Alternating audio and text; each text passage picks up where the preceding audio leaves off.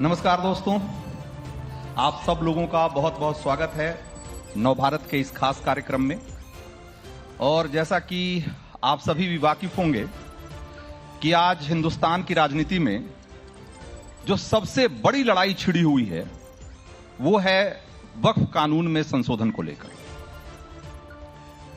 अभी तक तो इसमें सिर्फ राजनीतिक पार्टियां ही शामिल थी, अब इसमें साधु संत भी कूद पड़े और महाकुंभ से मांग उठी है कि इस देश से वक्फ का कानून खत्म होना चाहिए, वक्फ बोर्ड की कोई जरूरत ही नहीं है।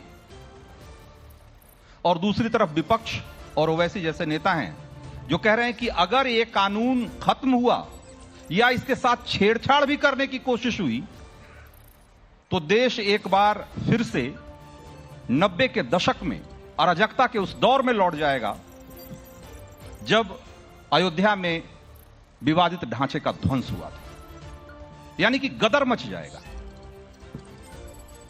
और तीसरी तरफ सरकार है, संशोधन का मसौदा करीब करीब पक्का हो चुका है और सरकार ने मन बना लिया है कि इसी बजट सत्र में यह संशोधन विधेयक पेश कर दिया जाएगा। तो मैदान सजा हुआ है और मोर्चे पर सारे महारथी तैनात हैं। अब यहां से लड़ाई किस तरफ जाएगी, ये एक बहुत महत्वपूर्ण सवाल है। और इसी सवाल पर चर्चा करने के लिए आज हमारे साथ 4 खास मेहमान भी हैं। हमारे साथ बीजेपी से राकेश त्रिपाठी हैं, समाजवादी पार्टी से अनुराग भदौरिया हैं, वरिष्ठ राजनीतिक विश्लेषक हर्षवर्धन जी हैं और एमएच खान भी हैं हमारे साथ राजनीतिक विश्लेषक के तौर पे। हम आपको भी इस कार्यक्रम में शामिल करते हैं। और सबसे पहला सवाल जो है वो इस बात को लेकर है कि वक्फ कानून क्या इस देश में एक माफिया, भूमाफियागिरी का लाइसेंस है?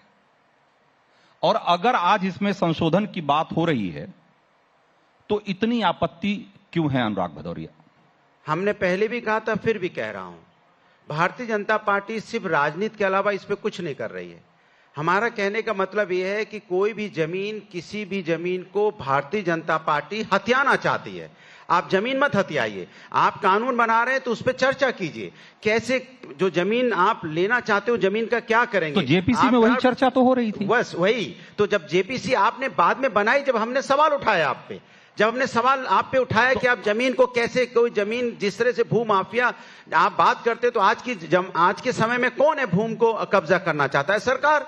अगर आप भूमि के, सरकार कोई कब्जा नहीं करना चाहती है तो आप उसका उपयोग बताइए। सरकार कोई कब्जा नहीं करना चाहती है, पहली बात स्पष्ट। सारे नहीं सरकार ने, नहीं सुनिए भाई, जमीन वही वक्फ बोर्ड के पास हो जिसका उसके पास वैध कागज हो या उसके पास कोई रजिस्ट्री हो या उसके पास कोई तो ऐसा दस्तावेज होना चाहिए ना।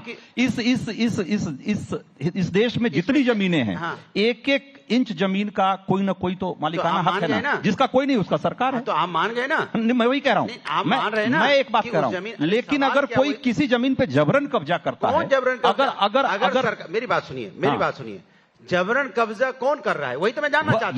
यही तो आरोप है कि वक्फ बोर्ड इस देश का सबसे बड़ा भूमाफिया है। अब रुक जाइए। आरोप, भारतीय जनता पार्टी की सरकार में आरोप लगाने की आदत है। आरोप मत लगाइए। आपको जमीन अगर आपको लगता है कि गलत तरीके से वक्फ बोर्ड के पास है तो आप कानून लाइए, आपसे अनेक उस पर चर्चा कीजिए।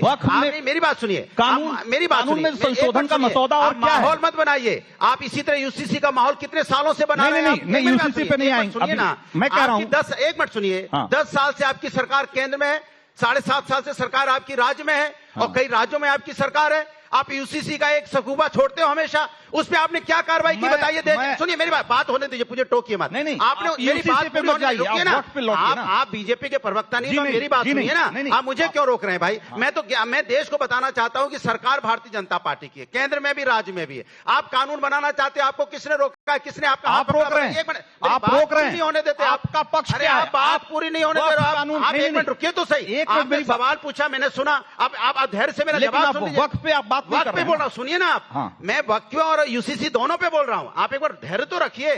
सवाल यह है, सरकार भारतीय जनता पार्टी की केंद्र में भी राज्य में भी है, वक्फ हो या यूसीसी हो, आपने क्या काम किया आज तक 10 साल में? 7.5 साल यहां से जनता को बताइए। जब भी चुनाव आता है आप यूसीसी लेके आ जाते हैं, जब भी चुनाव आता है वक्फ बोर्ड लेके आ जाते हैं, आप कार्रवाई कोई करते नहीं है। फिर आप नहीं, पूरी बहुमत की सरकार है, पूरी बहुमत की सरकार है इनकी, पूरी बहुमत की सरकार इस तरह की बातें करेगी, चर्चा करवाती है सिर्फ। अगर चर्चा कराएं, जेपीसी बनी है, जेपीसी में चर्चा कीजिए, आप पटल पे लाइए, आप पार्लियामेंट में पटल पे लाइए, चर्चा कीजिए और चर्चा करके बाद जो आप करना चाहते कार्रवाई कीजिए। आप हमारे हिंदुस्तानियों के बीच में नफरत मत बोलिए, आप हमको लड़ाने की कोशिश मत कीजिए। आपको जो करना है करिए। अगर आपके साथ जनता ना खड़ी हो तो दिखाई दीजिए। आप राजनीति करते हैं, आप सिर्फ राजनीति कर रहे हैं देश के साथ में, कमाल की बात कर रहे हैं। आप चुनाव लड़ रहे थे, नहीं, एक मिनट रुकिए, जब चुनाव लड़ रहे थे तो आप चिल्ला के रहे थे, जब एक मिनट रुकिए, आप एक मिनट रुकिए, जब चुनाव लड़ रहे थे तब यूसीसी की बात कर रहे थे आप, कितने साल पहले 2014 में, और आज 10 साल हो गया, आप कोई कार्रवाई नहीं की आपने। अच्छा, आप कार्रवाई बता दें। अच्छा, आप कार्रवाई बता दें।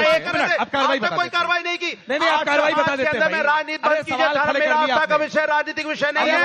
राजनीति करनी है तो आइए, आप शिक्षा पे राजनीति कीजिए, स्वास्थ्य पे राजनीति कीजिए, बेरोजगारी पे राजनीति कीजिए, महंगाई पे राजनीति कीजिए, आप कीजिए। अनुराग भदौरिया, प्लीज आप अगर एक तरफा बोलेंगे, बोलना पड़ेगा, बोलेंगे क्योंकि आप सवाल ऐसा आप सवाल पे बात नहीं कर रहे हैं। बोलिए, क्या सवाल है? मैंने आपसे पूछा कि भाई अगर क्या सवाल है? नहीं, जेपीसी बनी, अभी तक सवाल समझ में नहीं आया। हाँ, अब पूछ रहे हैं क्या सवाल है? हाँ, मैंने जवाब मैं दे कह रहा हूं, दिया। जेपीसी बनी, जेपीसी में चर्चा हुई, हाँ, और अब वहां पर सारे प्रस्ताव पास हुए, हाँ, और वो भी बहुमत से पास हुए, हाँ, यानी कि जो भी प्रक्रिया है सब संवैधानिक प्रक्रिया है। अब उसके बाद अब बिल अगर आ रहा है तो आप कह रहे हो क्यों बिल संवैधानिक प्रक्रिया तो किसने रोक लिया? अरे तो क्या? अरे भाई, पार्लियामेंट इनकी, विधानसभा इनका रोक हमने लिया, समर्थन भी नहीं करेंगे, वही बात और कह रहे हैं कि रोक भी नहीं कर रहे हो आप भी। ठीक है, माने कमाल है, मतलब आप समर्थन कर रहे हो ना? मेरी बात सुनिए, वक्त में मेरी बात कर रहे हो आप। अब मैं जवाब दे दूं। हाँ, सवाल है, भारतीय जनता पार्टी को जो बिल पास करना होता है, किसान बिल पास करना हुआ, हम लोगों से चर्चा नहीं की। आखिर क्या हुआ? 1 साल तक किसान धरने पे बैठा रहा, हमने कहा था बढ़िया बिल पास कीजिए, आइए हम मिलकर बिल पास करते हैं। बिल पर आप समर्थन में है कि विरोध में? एक लाइन में बताइए। सवाल, आप यूसीसी का वक्फ बोर्ड पे लाए, हमने कहा आइए चर्चा कीजिए और बढ़िया से बढ़िया बिल बनाते। आप हमसे चर्चा नहीं करते, लेकिन जहां आपको नफरत की बात करनी होती है आप सपोर्ट कर रहे हो, आप सपोर्ट कर रहे हो, आप कर रहे हो, तो आप क्या झुंझुना बजा रहे हो सरकार में? सब कुछ जब हम ही को करना है तो कमाल कर रहे हैं भाई। फैक्ट ये है, मैं आपकी जानकारी के लिए बता दूं, और यहां जो लोग मौजूद हैं, दर्शक हैं, उनके लिए भी बता दूं कि भाई जेपीसी का गठन हुआ, उसमें उसकी तमाम बैठकें हुई है, ऑन रिकॉर्ड हुई है, देश भर में हुई है। इस देश का शायद ही ऐसा कोई राज्य होगा जहां पर कि जेपीसी की टीम नहीं गई और वहां के प्रतिनिधियों को वहां पर प्रेजेंटेशन देने का मौका नहीं मिला हो। सारी जगह बात हुई है, और उसके बाद उस जो भी मसौदा आया उसमें से कुछ संशोधन बाकायदा बहुमत से जो प्रक्रिया है उसके मुताबिक पास हुए। क्या है? बावजूद इसके आप ये कह रहे हैं, बावजूद इसके आप ये कह रहे हैं, आप वही सवाल उठा रहे हैं। अरे भाई वो हो गया, वो हो गया, आपको बताना है कि आप उसके पक्ष में है कि समर्थन में, आप उसके समर्थन में है कि विरोध में, आप बता नहीं रहे, चर्चा करवा रहे हो, बता नहीं रहे हो। ठीक है, मैं आऊंगा, पता चल जाएगा क्या बनाया आपने, जनता को पता चलेगा। ठीक है, एक मिनट, राकेश त्रिपाठी, देखिए 15 मिनट पूरे हो गए हैं। हाँ, मुझे लगता है कि आप कोई सवाल करने के बजाय जो अनुराग भदौरिया ने सवाल उठाए हैं पहले उस पर बात कर लें। संगम नहा के आए थे और अच्छी अच्छी पंक्तियां सुना रहे थे, मुझे लगा शायद कुछ मन परिवर्तन हो गया है, लेकिन भीतर का मैल तुरंत बाहर निकलकर आ गया। सच बात यह है, और मैं धैर्यपूर्वक सुनिएगा, मैंने आपको बहुत धैर्य से सुन रहा हूं।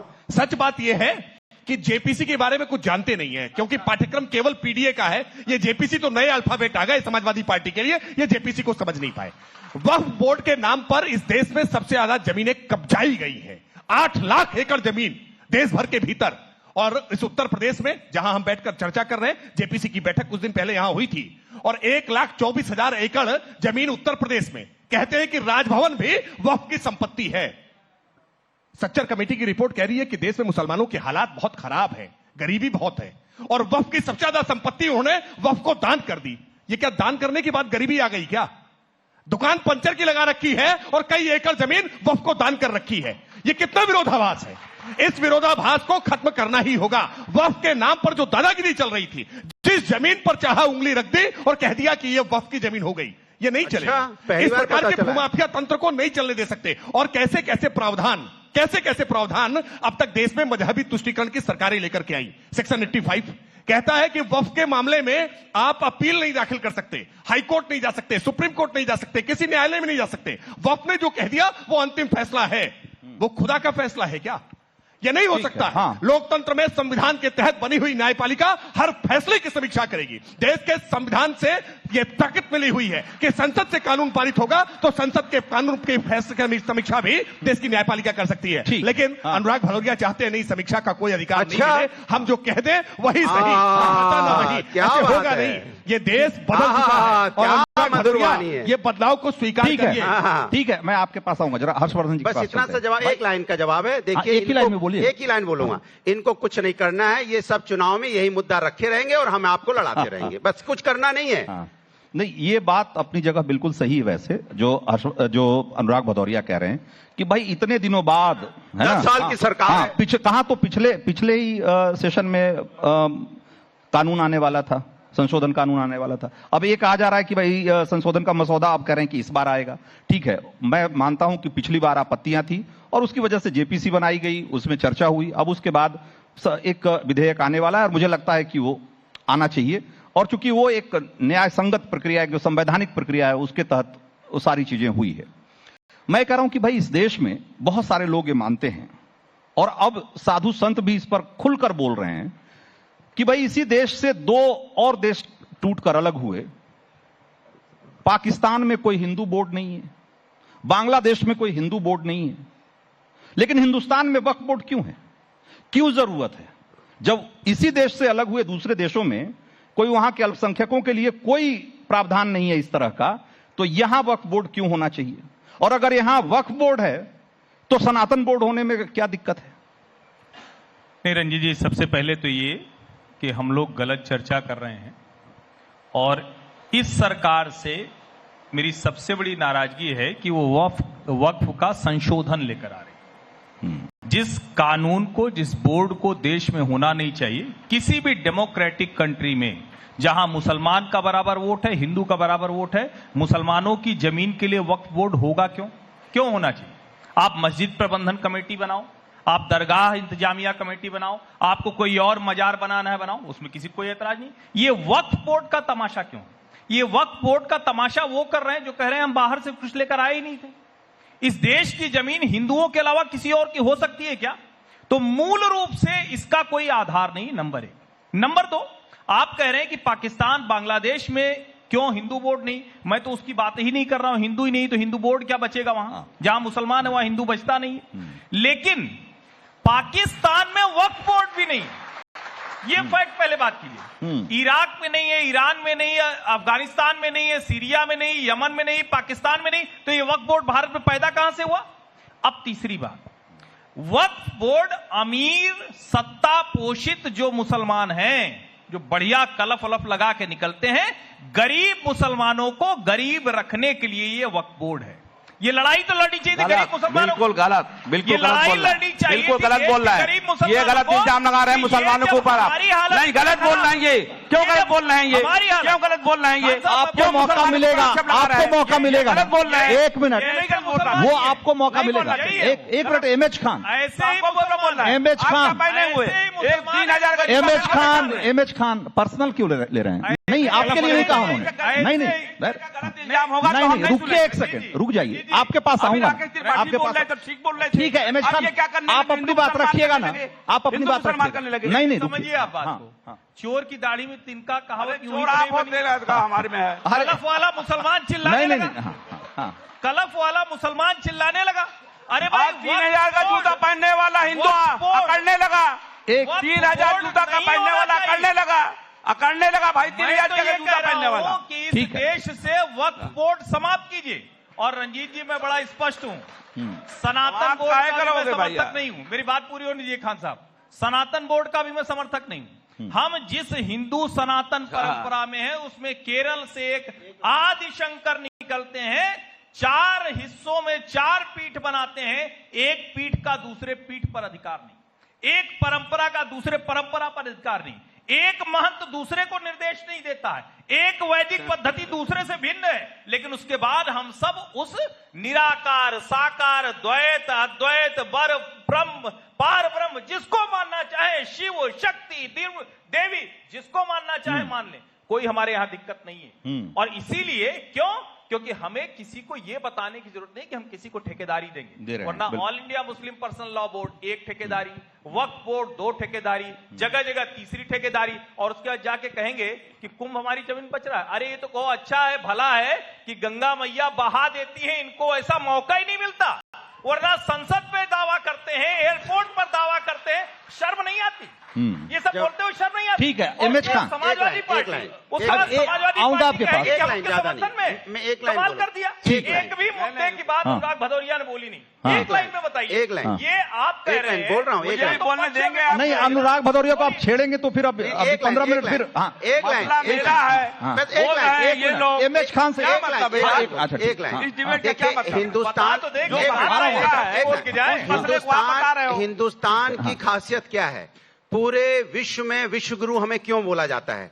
अफसोस की बात है कि हमारे साथ बैठे हुए लोग हमारे हिंदुस्तान को कंपेयर किससे करते हैं? बांग्लादेश से, पाकिस्तान से। शर्म नहीं आती आपको? शर्म नहीं आती? आप हिंदुस्तान, एक मिनट मेरी बात पूरी, आप हिंदुस्तान क्यों हिंदुस्तान को बोलते सारे जहां से? अच्छा, हिंदुस्तान हमारा क्यों? क्या सभी धर्मों के लोग रहते हैं, सभी जातियों के लोग रहते हैं, सभी वेशभूषाओं के, सभी भाषाओं के लोग, फिर भी अनेकता में एकता, इसलिए पूरा विश्व हमें मानता है। और आप अनेकता में एकता खत्म करना चाहते हैं? आप अनेकता में एकता खत्म करने की बात करते हैं? आप नहीं, आप जब से बोल रहे हैं तब से हिंदू मुस्लिम एक लाइन बोलिए। हिंदुस्तान पे सारे हिंदुस्तानी हैं, सब हम भारतीय हैं, संविधान ने सबको बराबर का अधिकार दिया है। ये जानकारी सबके पास है श्रीमान, सब भाई हैं। आप भाई को लड़ाने का काम मत कीजिए, आप भाई को मत लड़ाइए, हम सब भाई हैं। आप घर फोड़ो, अनुराग आप घर तोड़ना चाहते हो, आप घर फोड़ो। जब से आए तब से हिंदू मुस्लिम कर रहे हैं। ये घर फोड़ू, समाज में घर फोड़ू होता है ना, जो चुगली करता रहता है, लड़ाता रहता है सबको, ये उनमें से अनुराग तोड़ना चाहते हैं। ठीक है, कमाल है भाई। आपने एक लाइन बोला था और आपने, धन्यवाद। हाँ, बस एक लाइन में आप जवाब दीजिए, उसके बाद। अगर इन्होंने जो कहा, ये कह रहे हैं सब भाई भाई हैं, हाँ। जिसका मसला उससे सवाल ही नहीं है, के लिए जिसका मसला नहीं है उससे सवाल हो रहा है। एक मिनट, मैं क्या कह रहा हूं, एमएच खान, मैं इनसे पूछता हूं। भाई मैं एक बात कह रहा हूं कि इस देश में वक्फ बोर्ड है और एक कानून ऐसा है कि वक्फ बोर्ड जिसकी जमीन पर उंगली रख दे, जिस जमीन पे उंगली रख दे, वो जमीन उसकी हो जाएगी और उसके खिलाफ कोई अपील नहीं हो सकती और उस पर कोई सवाल नहीं हो सकता। भाई, इस देश में, एक सेकुलर देश में इस तरह का कानून अगर है और उसमें संशोधन की बात हो रही है, तो आप लोगों को इतनी तकलीफ क्यों हो रही है? भाई, पहले भी उसमें कई बार संशोधन हो चुका है, क्योंकि वो आपके मन लायक होता था, आपको असीमित शक्तियां दे रहा था, इसलिए आपको उसमें कोई दिक्कत नहीं थी। अब आपको कहा जा रहा है कि नहीं, भाई वक्फ बोर्ड खत्म करने की बात नहीं हो रही है। अभी जो कह रहे थे, मेरी बात, अभी जो कह रहे थे हर्षवर्धन जी, रणजीत जी, मेरा सवाल जवाब दीजिए। खत्म नहीं हो रहा, लेकिन आप धमकी क्या दे रहे हैं लोगों को? किस तरह की भाषा इस्तेमाल कर रहे हैं? क्या भाषा इस्तेमाल किया मैंने? आप सवाल मेरा है, हाँ, वक्फ बोर्ड मेरा है, हाँ, भदौरिया जी का है, शुक्ला जी का है, त्रिपाठी जी का है, झगड़ा किस पे कर रहा हूँ? इसमें बोल रहा हूँ मैं। अरे वक्फ के नाम पर जो संपत्ति है वो हमारी है, वक्फ के नाम पे जो जमीन हथियाई है वो हमारी है, और इसलिए हम बोल रहे हैं। वक्फ के नाम पर हमारी संपत्ति हत्या कर बैठे हैं, इसलिए हम बोल रहे हैं। हम उसके खिलाफ हैं, हम उसके खिलाफ हैं। नहीं तो खिलाफ है, लेकिन उसका क्या करेंगे जब ये अपील ही नहीं कर सकते? तो मेरी बात सुनिए, जब अपील ही नहीं कर सकते, आप कोर्ट में जा ही नहीं सकते, तो आपके साथ का क्या मतलब है? नहीं सुनेंगे। अरे मैं खान साहब से सहमत हूं, मेरी लाइन तो बोलने दीजिए। हाँ, एकदम उन्होंने दुरुस्त बात कही है। अनुराग भदौरिया, राकेश त्रिपाठी, रंजीत कुमार या हर्षवर्धन का कोई लेने देना नहीं है। यही बड़े वाले मुसलमान और छोटे वाले मुसलमान का लेना देना है भैया। उसका बुरा किया इन्होंने, उसको बर्बाद किया। आप भी नहीं बोलने दोगे? ठीक है, हिंदू का लेना देना नहीं। अगर आप हो गया, हाँ बोलिए। आप अब भी बोलने नहीं दोगे त्रिपाठी? नहीं, हमने आपको बुलाया है, ऐसा सम्मान। नहीं, ये मैं घोर आपत्ति करता हूं कि आपके चैनल पर एक आदमी बैठ करके कपड़े वाला, कलफ वाला एक बेइज्जत कर रहा है मुझे। ये क्या नंगे हुए बैठे हैं? नहीं, ये नंगे हुए बैठे हैं क्या? नहीं, बिल्कुल, ये गलत बात है। नहीं, ये कोई बेइज्जत करने वाली बात नहीं है। क्यों कहा? सुनिए, नहीं, आपको नहीं कहा ना, आपको नहीं कहा, आपने ले लिया पर्सनल। सुनिए मेरी बात, सुनिए। हाँ, सुनिए मेरी बात, सुनिए। देखिए, मैं वक्फ बोर्ड का वो जो बातें आप कर रहे हैं उसका समर्थक नहीं हूं। जो आदमी वक्फ बोर्ड में एक कागज पर लिख के दे देता है कि मेरी ये जमीन वक्फ बोर्ड को अल्लाह के नाम समर्पित है, वो तो समझ में आ रहा है मुझे, वो वक्फ बोर्ड का हो गया। ये उत्तर प्रदेश का सुन्नी वक्फ बोर्ड, शिया वक्फ बोर्ड, आज 13-14 साल हो गया बीजेपी की सरकार को, जबकि योगी आदित्यनाथ जी ने कहा कि सुन्नी वक्फ बोर्ड दलालों का बोर्ड है, सुन्नी वक्फ बोर्ड माफियाओं का बोर्ड है। सुन्नी वक्फ बोर्ड उत्तर प्रदेश सरकार के एक मंत्री के पास है और इस सुन्नी वक्फ बोर्ड का एक आदमी चेयरमैन 23 साल से उस पर बैठा है। आपने क्यों नहीं बर्खास्त किया उसको? क्यों नहीं जांच बैठाई उस पर? हम अगर यूं कहने वाला है कि गंगा जी के जमुना जी के सामने हमारा वक्फ बोर्ड है, वो गलत है, ये सही नहीं है, मैं इसका समर्थन नहीं करता हूं। हमको तो आपने बोलने के बाद में मौका दिया। सबसे पहले मैं कुंभ में सबको मुबारकबाद देता हूं कुंभ की, और ऐसे गलत लोगों को आप देखिए बॉम्बे में क्या हुआ है। वक्फ की जब संपत्ति जो आदमी अल्लाह के नाम कर देता है उसको न बेचने का हक है, न रजिस्ट्री करने का हक है, न किसी को देने का हक है। उसके फायदे से आम जनता को लाभ पहुंचाने का हक दिया गया है। अब मुकेश अंबानी का मकान। डॉक्टर एमएच खान, एक सवाल का जवाब दीजिए। हाँ। कि एक आदमी, आपने कहा कि एक सादे कागज पर लिख के दे देता है जी। और कि ये जमीन मैंने वक्फ को दिया, वो वक्फ की हो जाती है। हाँ। अगर उस आदमी के पास अपनी 5 बिस्वा जमीन नहीं है और वो 50 एकड़ जमीन कह दे कि मैं लिख के दे रहा हूं कि ये वक्फ की हो जाएगी, तो हो जानी चाहिए? नहीं होगी, नहीं, उससे आगे नहीं होगी। हाँ, उससे नहीं आगे होगी। नहीं होगी ना, लेकिन अभी हो रही है। नहीं होगी। और इसी को खत्म करने के लिए, इसी को खत्म करने के लिए संशोधन विधेयक आ रहा है, तो उस पर क्या आपत्ति है? कहाँ हो रही है? हमको कहाँ आपत्ति है? कहाँ हो रही है? मैं ऐसे एक नहीं सैकड़ों उदाहरण है। अरे साहब, मैं कह रहा हूं, उदाहरण है। उदाहरण दीजिए, उदाहरण दीजिए, उदाहरण दीजिए। अरे दे दिया उदाहरण। अरे जेपीसी के सामने उदाहरण दिया। अनुराग भदौरिया, जेपीसी के हवा हवाई बात नहीं, उदाहरण दीजिए। हवा हवाई बात नहीं करता हूं मैं। लखनऊ में मैं उदाहरण आपको दिया। एक नहीं 100 उदाहरण दूंगा। अभी यही 100 उदाहरण दूंगा। हवा हवाई धैर्य बात है, रखिए। सिर्फ ये धैर्य रखिए, मैं सिर्फ बताता माहौल हूँ। बनाने की बात है। मैं बार बार कह रहा हूँ, ये करना कुछ नहीं है। 1 मिनट। 10 साल से सरकार है, हाँ। 7.5 से उत्तर प्रदेश में एक काम नहीं करते, खाली चर्चा करवाएंगे। एक सफुगा छोड़ देते जाओ, बीजेपी बुलाओ, समाजवादी बुलाओ, चर्चा करवाओ, माहौल बनाओ, क्योंकि मिल्कीपुर का चुनाव है, माहौल बनाना है। माहौल बनाने के लिए आपने छोड़ा हुआ है।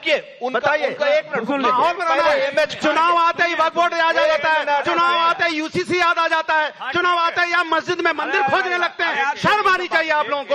आप जनता के मुद्दे की बात नहीं करेंगे, जनता परेशान उसकी बात नहीं करेंगे, मुद्दा भटकाएंगे सिर्फ जनता देखिए, वक्फ के नाम पर सबसे ज्यादा समस्या अनुराग भदौरिया को है, क्योंकि वक्फ के नाम पर जो कमाई गई संपत्तियां हैं, कब्जाई गई संपत्तियां हैं, उसके सबसे बड़े हिस्सेदार समाजवादी पार्टी के लोग हैं। उसके सबसे ज्यादा उसके जो हितग्राहक हैं वो समाजवादी पार्टी के लोग हैं। इसलिए झूठ बोले, इसलिए 33 सीट पे आए। झूठ बोलते बोलते जनता ने पकड़ लिया 33 पे आपको लाके। ठीक है, समेट दिया। 1 मिनट, फिर भी आप नहीं समझ रहे हो। एमएच खान के सवाल का और सुनिए, अभी हर्षवर्धन जी जवाब बोलने दिया हमें उन्होंने जो कहा ना, हमको आपने 5 मिनट भी नहीं बोलने दिया।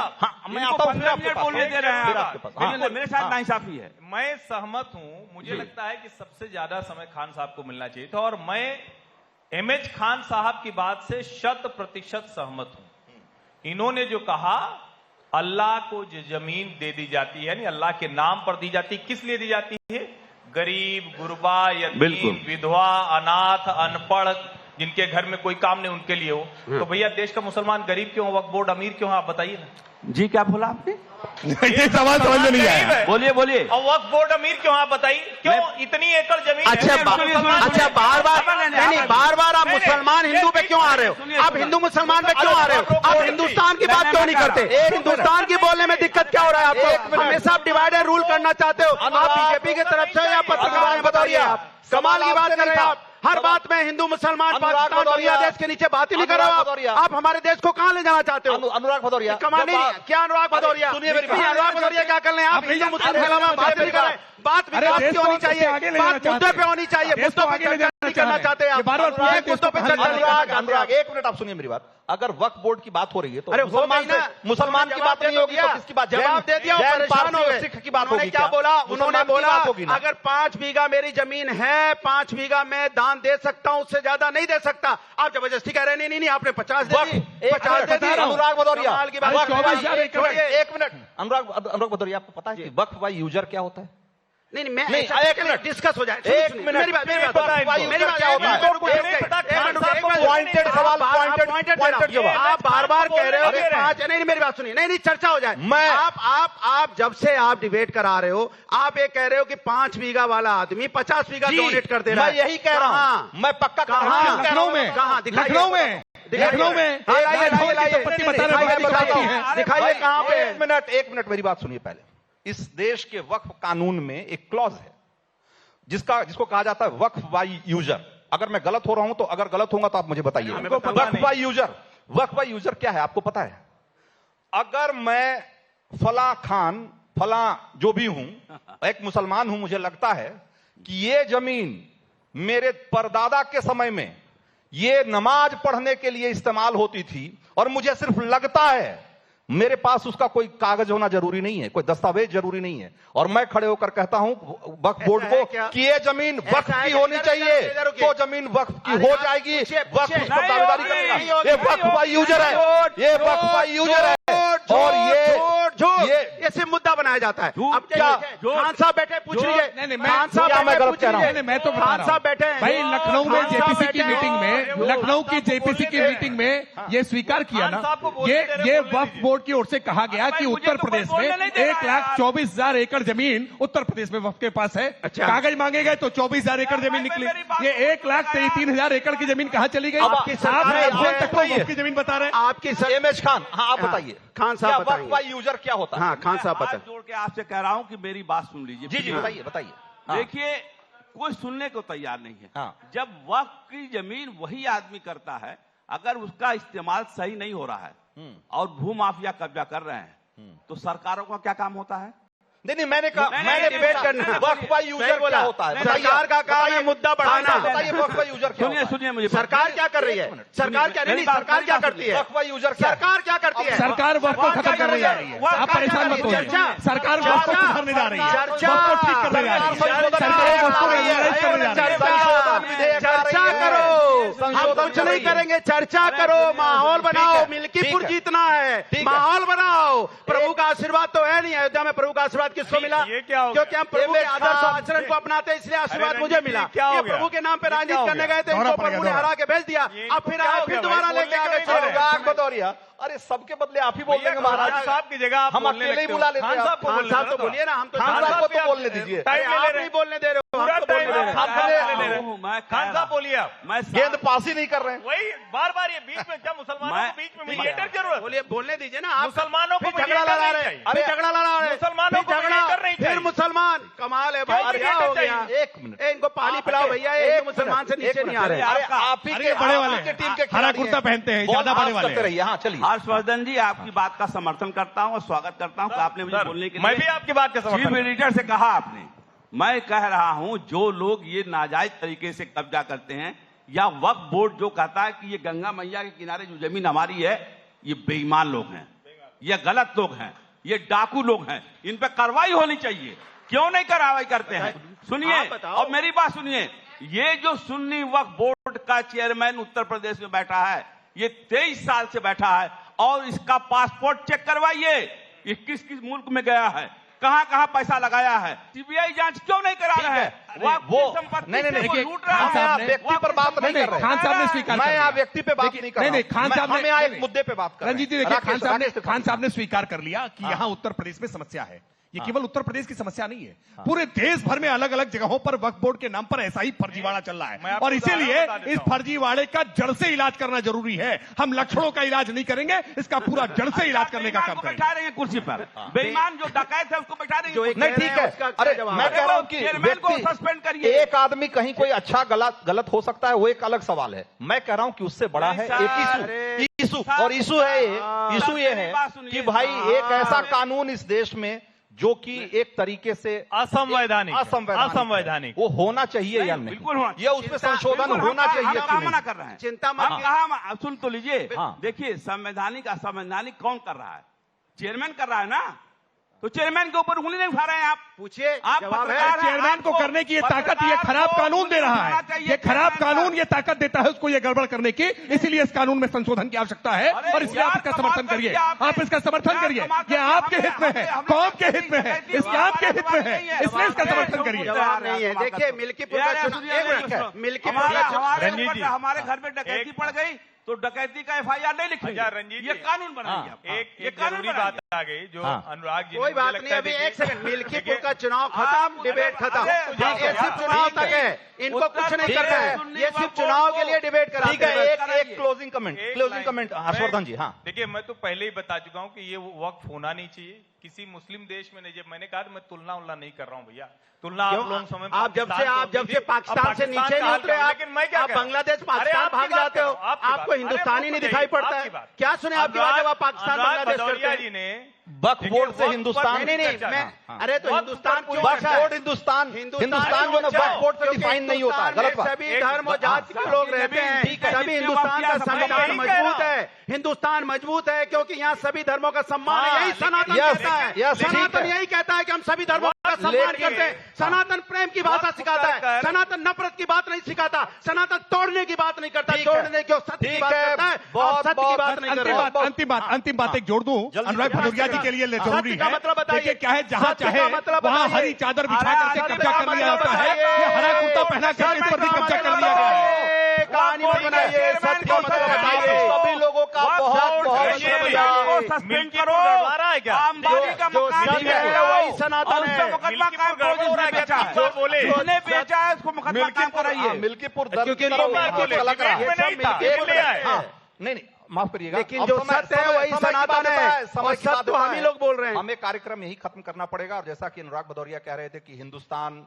इसीलिए है क्योंकि यहाँ इस तरह से ये चीजें हैं। सभी मैं धर्मों एक का सम्मान है। लेकिन हिंदुस्तान इसीलिए हिंदुस्तान है क्योंकि हम यहाँ गलतियां करते हैं और गलतियों से सीख लेते हैं और उसमें संशोधन करने की इसलिए क्षमता क्योंकि रखते हैं। हिंदू बहुसंख्यक क्षमता रखते हैं। बिल्कुल। अगर एक वक्फ कानून है और वो गलत है, असंवैधानिक है, तो उसको करेक्ट करने की हिम्मत रखते हैं, इसलिए हिंदुस्तान हिंदुस्तान है। आदमी को बदलना चाहिए। आज जो के इस आज कार्यक्रम में इतना ही। जिसके हाथ हम में- सब जिसके हाथ आप में सब सर, लोगों को एक बहुत बहुत मिनट, शुक्रिया, एक बहुत बहुत सेकंड, शुक्रिया। सर, एक माफ सेकंड, करिएगा, सर, समय एक सेकंड, समय सर, एक बिल्कुल नहीं सेकंड, था। जिसके हाथ में रेल का इंजन दिया जाएगा कम से कम वो ड्राइवर हो।